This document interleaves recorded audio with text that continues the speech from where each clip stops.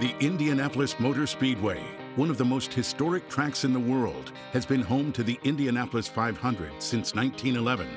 For more than 80 years, only open-wheeled Indy cars ran at the Brickyard. But in the summer of 1992, NASCAR ventured where stock cars had never been before.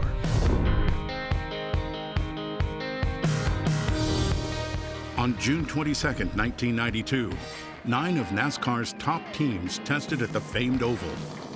Everybody knew going into that test that was going to be one of the most historical things NASCAR ever did, was set foot with a stock car on the Brickyard track. Gasoline Alley at the famed Indianapolis Motor Speedway, where 9 of NASCAR Winston Cup's most elite drivers showed up for what NASCAR claims as an unofficial Goodyear tire test. There was a lot of people. It was a really, really big deal. Man, it was something that was heard all around the country.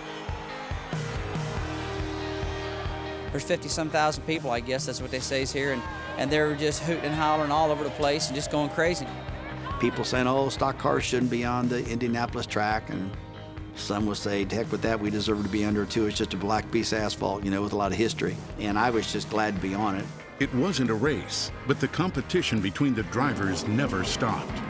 I found myself all the time competing with Earnhardt, it felt like. We were always trying to one-up each other. Who's the favorite out there? Earnhardt! And I remember him going, man, I want to be on that racetrack first.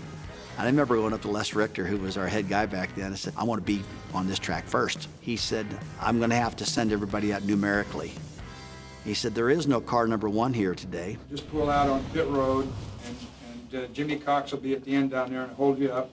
We're going 2, 3, 4, 5, 6. So number 2 goes out first. Number 3 goes out second. I pull out on the racetrack first, and I'm just taking it in. I'm looking around, and I'm just coming through the gears easy, you know, and I'm just kind of warming the tires up a little bit. And I'm coming down the back straightaway at the Brickyard, and I hear this big rumble. And I go, what in the world? I look in my mirror, and here's Earnhardt. He got let loose second, and he is just ripping around this racetrack, trying to catch me. So he passed me down the back straightaway. When it was all said and done, he says, okay, you were the first person to get on the Brickyard track.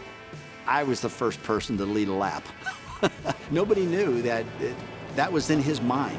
Despite making history at the first test, neither Rusty Wallace nor Dale Earnhardt became the first NASCAR driver to win at Indianapolis. 2 years later, NASCAR returned with 250,000 fans cheering Indiana's own Jeff Gordon to victory. Jeff Gordon, winner of the inaugural Brickyard 400.